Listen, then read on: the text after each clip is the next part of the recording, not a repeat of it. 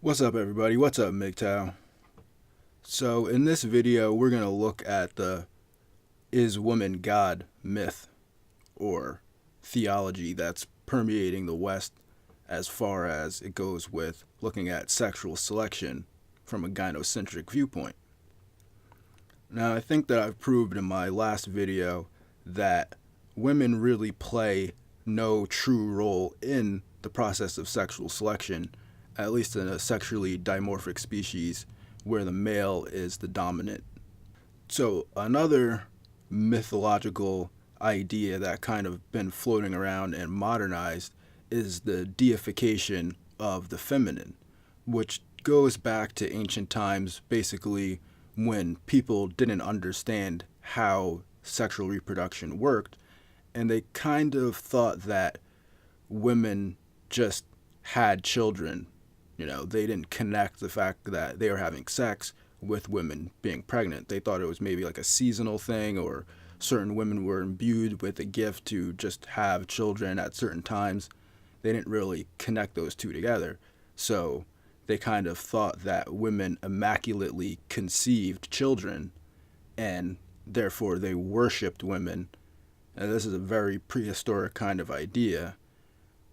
But as we've moved into the future and the modern times, and we understand very well how sexual reproduction works, we do realize that the male seed plays just as much of a part, if not more, in sexual reproduction than the female does.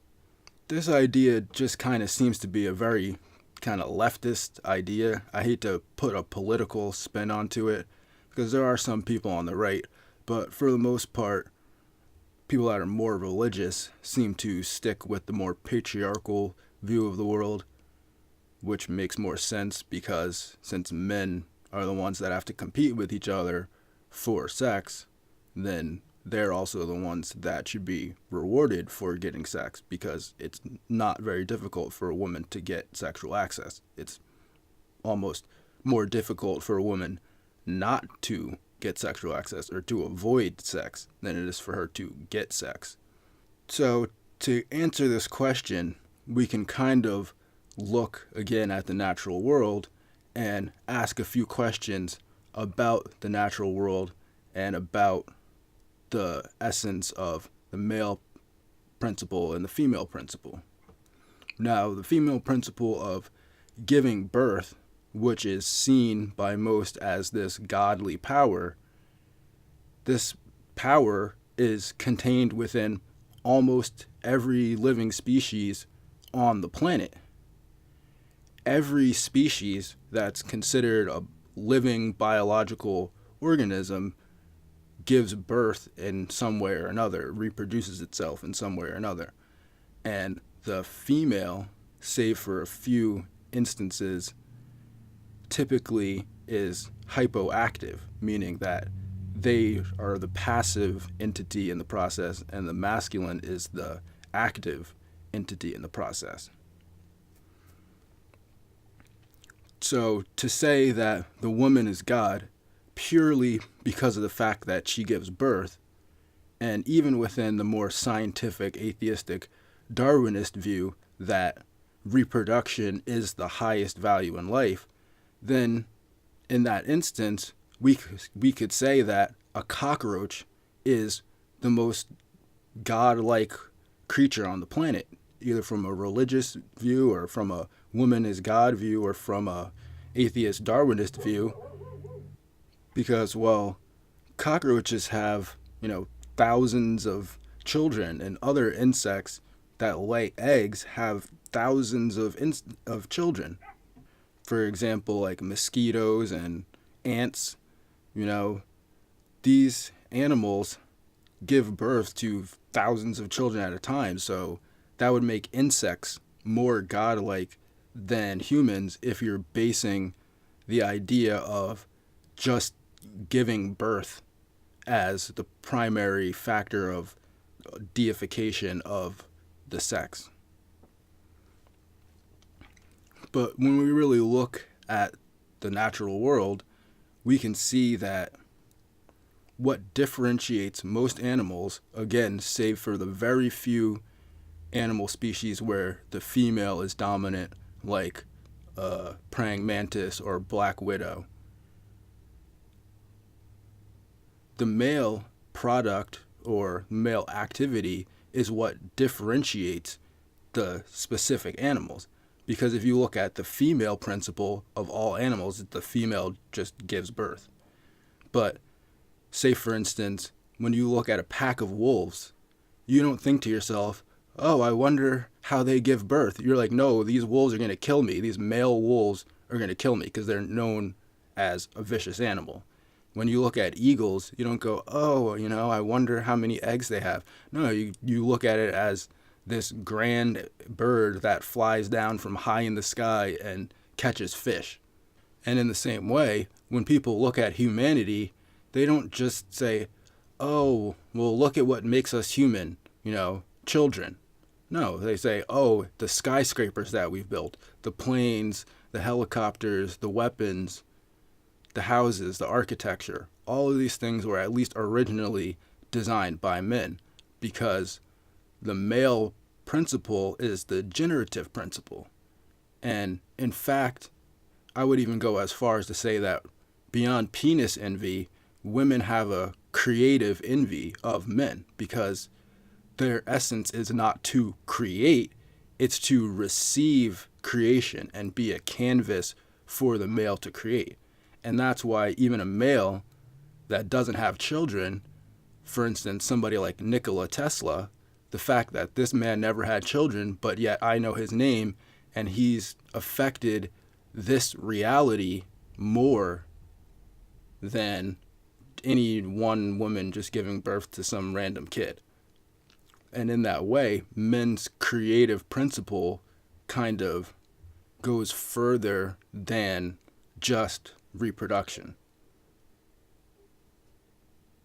And now I'm not going to sit here and argue that the man is God either, because of course the man needs the female principle as well, but to claim that the female is God merely for the fact that she reproduces, when the defining characteristics of any one specific species, for the most part, rest on the male principle, it would be more likely that the man is God, the man is the creator, the man contains the creative factor of the species than the woman does.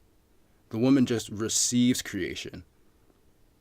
And even looking at the examples that are opposed to this, when you look at the praying mantis and you look at the black widow spider, if we were to let females become the dominant kind of factor in the species, it's not good. Because look at what the praying mantis does to the male. It eats the male directly after sex, and so does the black widow spider. So the female principle is more destructive than creative if let to become the dominant principle. And we can see that in Western society with feminism. When you let the female principle become the dominant principle, then females stop giving birth. And then that almost goes to show that the men, when the men were in charge, that they were the ones causing the births and causing, pushing forth the creative, generative property of society. Because you're going to be pretty hard-pressed, I can't think of one off the top of my head, but to name a species of animals in which the male kills the female after childbirth. I mean, if you can name one species of animals that the male kills the female after childbirth, or severely even harms the female. And no, I'm not talking about lions biting each other's neck scruff during rough sex. I'm talking about, show me an animal species where the male breaks the female's legs after they have sex, or, pokes her in the eye and tries to rip her eye out after they have sex, or, severely damages some part of the female's body after sex.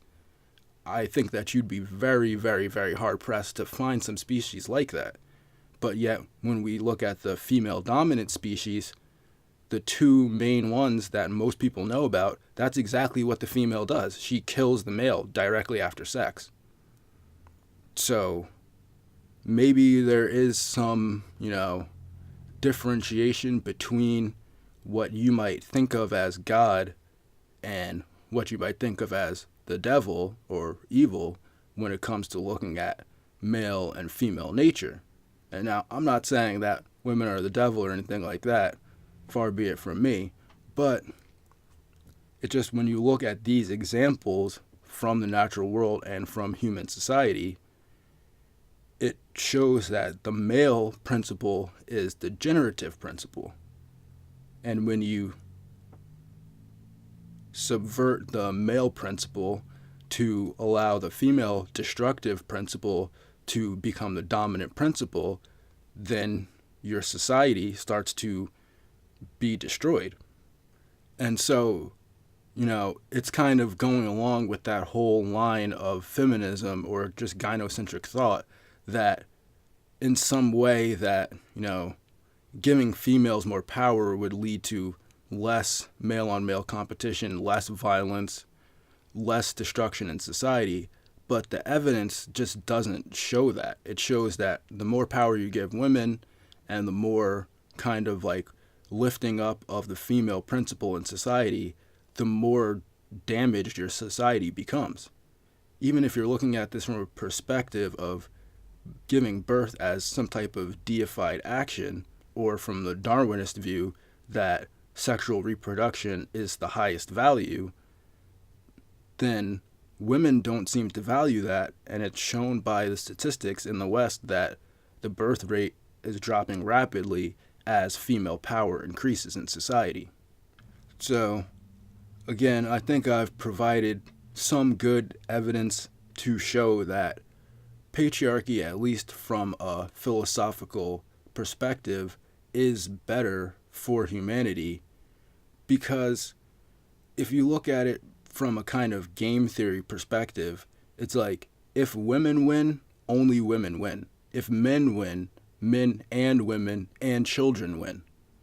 So you would rather let women win just to basically cut off the nose off of your own face to spite yourself, because you'd rather let women win instead of having an actual male-on-male competition and excluding women from the workforce, because biologically women don't need to work in order to reproduce, but men do.